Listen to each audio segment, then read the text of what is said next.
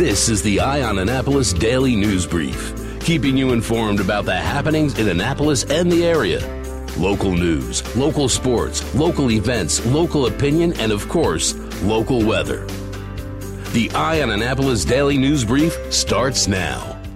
Good morning. It's Wednesday, September 5th, 2018.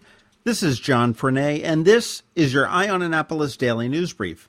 Yesterday morning, Governor Larry Hogan and Lieutenant Governor Boyd Rutherford fanned out across the state to welcome students back to school.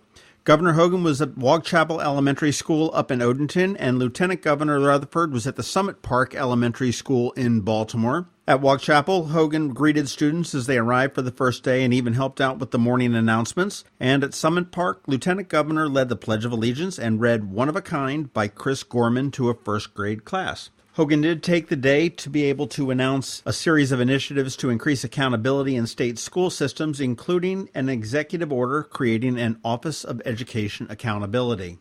Please remember that school is back in session. Drive a little bit slower. Make sure you are aware you're not distracted. Put the phone down. Don't put on your makeup. Don't steer with your knees. All of that stuff. Let's keep all of our kids really safe because they're going to be out there heading to school bright and early in the morning.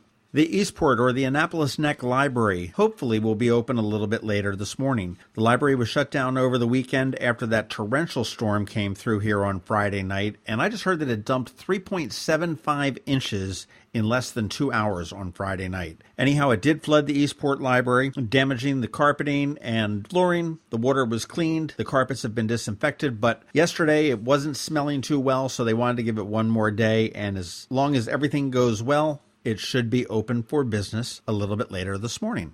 Following up on a story from a couple months ago, a midshipman who was accused of dealing drugs at the Naval Academy is going to go through with a court-martial. Second-class midshipman Zachary Williams from Ohio is on a leave of absence, and he's going to enter a plea on Monday. Now, you'll remember he was charged with more than a dozen drug-related charges stemming from use and possession and distribution. Some of that was done here at the Naval Academy, some in New York, and some actually down at the Firefly Festival in Dover, Delaware. Naval Academy Superintendent Vice Admiral Ted Carter did agree with the recommendation for a court-martial, and at his arraignment, just like in a normal one, he will plead guilty, not guilty, or accept a plea deal with the government prosecutors. But he does face dismissal from the Academy, and if found guilty, more than 130 years in military prison. Quite a difference what a military court will do and a civilian court will do. There's a lot of controversy about bicycles in Annapolis, and no, it is not about the bike share program this time.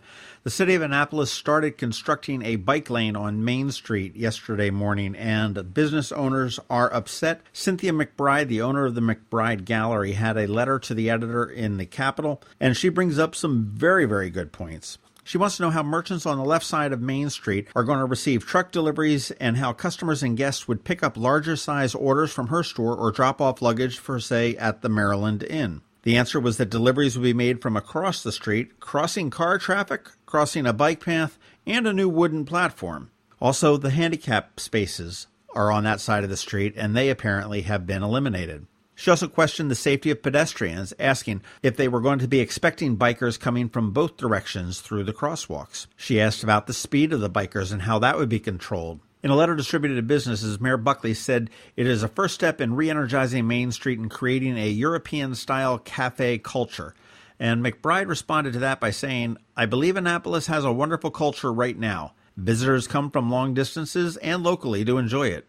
I'm concerned the described European culture of bazaar-style shopping on new, wider sidewalks would be an unwelcome and unnatural change for Annapolis. I fear a loss of what we have now."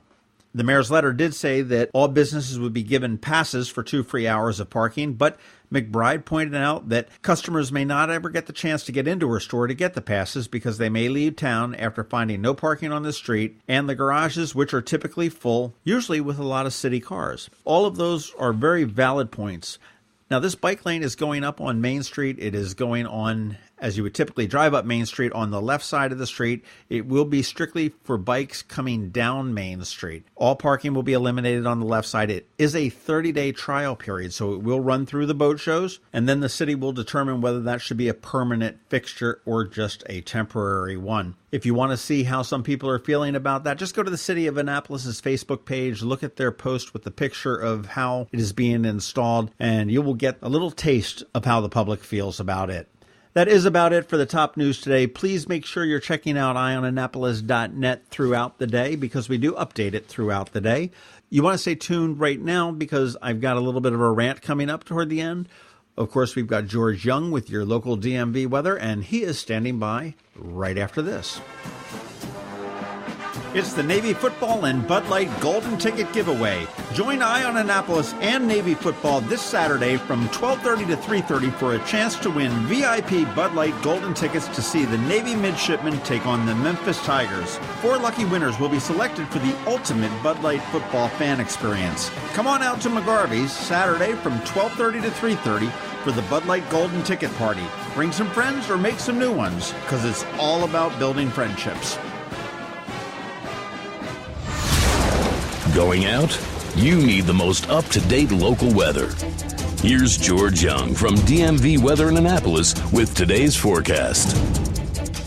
Hey everyone, this is George with DMV Weather, and here's your Eye on Annapolis daily news brief forecast for Wednesday, September 5th.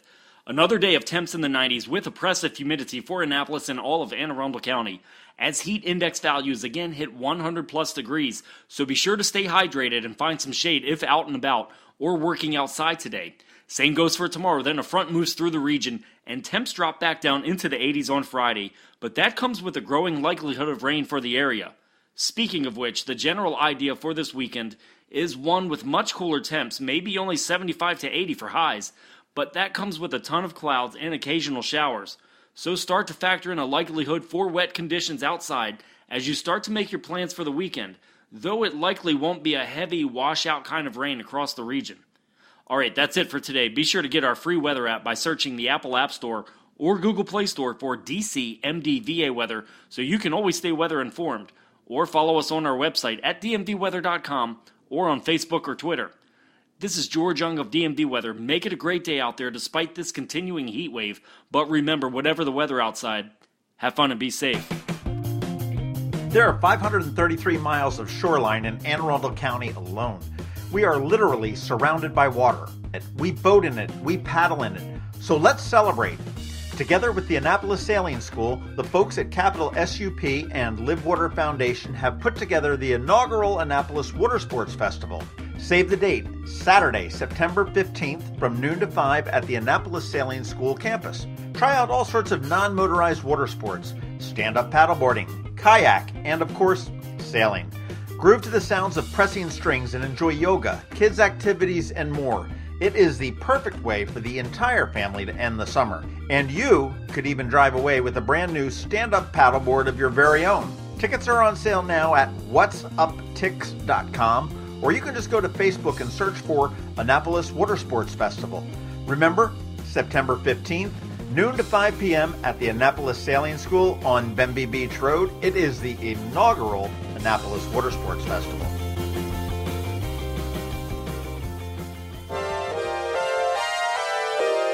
So many different stories in the news, and everyone has an opinion. Here's ours.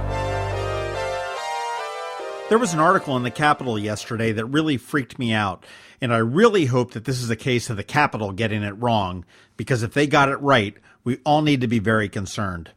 The article was titled, Capital Gazette Families Fund Nears $1 Million. Go take a read. Hey, that's awesome news. The community really stood up for our friends at the Capitol. Donors have contributed $935,000 to date. However, as with everything, the devil is in the details. There was an immediate talk about $1 million matching gift from the Michael and Jackie Farrow Foundation. Michael Farrow is the former chairman of Tronc, which owns the Capitol. But to date, they have not sent any money, according to the Community Foundation of Anne Arundel County, who is managing the fund. That's disturbing in many ways. For their part, the city of Annapolis sent in $64,000, which reflects the ticket sales from the Annapolis Rising benefit concert. And there may be some more if the council agrees to co-sponsor the festival retroactively. But according to Susan O'Brien, the city spokesperson, they've not been able to tally up the other costs just yet, like food and beverages from the July concert. Back to Tronc. The Community Foundation says that they will not distribute until they get documentation such as employment records and police witness statements from Tronc and the Baltimore Sun, who have not supplied the requested information. Apparently, all they gave them was a list of names, and I think most of us in the community could have done that. Now here's where it gets very scary. Amy Francis, the development director of the Community Foundation, and by the way, we've reached out to Amy a number of times for an interview, and so far we've not heard back from her. But anyhow, Amy says that there is a committee that will decide how to distribute the money and that those who do receive the money can spend it however they feel they need to. The foundation said that they had planned the first distribution in October, but that likely will change because of the non-response from Tronc, and they plan a second distribution in January. They will continue to accept gifts until December 31st. Here we are, September 5th, and not a distribution has been made? And here's the scariest part, and I think it may be illegal. Francis said that after December 31st, the fund will change its purpose and maybe its name. Hello? People donated nearly $1 million to go toward helping the Capital Gazette families, not to helping out some other community charity selected by some yet undecided committee. Why has no money been distributed yet? The families of the victims and the Capitol employees in the newsroom have immediate needs. Those needs will go far beyond a second distribution in January. They will reach out for years and years and years. I personally can't imagine the horror that some of them witnessed in that newsroom. I am hoping that Amy Francis from the Community Foundation will return my call or email and we can clarify this. And I'm no legal expert, but what people donated to was for a restricted use fund. The money must be used for the purpose it was intended to when it was donated. If not, all of those donors, all 5,500 of them, must be contacted and offered to have their money refunded or give permission to have it reused or reallocated. Please tell me that the Capitol screwed this up. I would hate to think that the families of Wendy, Gerald, Rob, Rebecca, and John, or anyone else that was immediately affected by this, is not getting what they rightly deserve and what the community rightly stood up for them to give them. And that's what I'm thinking today. September 29th, the inaugural Twist and Stout Festival at Quiet Waters Park along the shores of the South River. Twist and Stout, a Maryland wine, craft beer, music, food, and arts festival, presented by the Anne Arundel County Department of Recreation and Parks along with the Maryland Wineries Association. Sample dozens of craft beers and Maryland wines, dance the afternoon away to the sounds of Saved by Zero and the Groove Spot Band. Watch the plein air painters and shop dozens of artisans, crafters, and food trucks. Tickets are on sale now at twistandstout.org. twistandstout.org. September 29th, Twist and Stout at Quiet Waters Park, 11 a.m. to 5 p.m. Tickets at twistandstout.org. You've been listening to the Eye on Annapolis Daily News Brief. Tell your friends and colleagues this is the podcast where you can keep up on the latest with what's going on in Annapolis. And also tell them about our website, eyeonannapolis.net, where you can find even more information. This podcast comes to you every Monday through Friday at 7 a.m., keeping you informed with the Eye on Annapolis Daily News Brief. And take a moment to listen to our other podcast, The Maryland Crabs, released every Thursday at noon.